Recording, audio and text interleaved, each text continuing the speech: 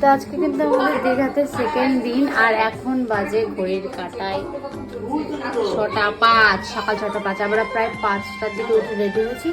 এখন আমরা যাব হচ্ছে সবাই মিলে একটু মোহনায় যাব, ঘুরতে যাব। আচ্ছা, এই শরীর ভালো না, শরীর খারাপ, মাথা ঘুরছে। বসি, এই যে আমাদের মালাইকা ম্যাম। যাই হোক, আমরা একটু খুব এরকম আড্ডা মারি, ঢং করছি। যাবো আমরা, কোথায় যাবো সবাই? কিন্তু আমরা সবাই মিলে বসে পড়েছি গাড়িতে। এখন আমরা বেরোবো হচ্ছে মোহনায়। চুকু বুতু মাম্মা আমার রেডি, বল হাই। এই যে মাম্মামের মাও রেডি।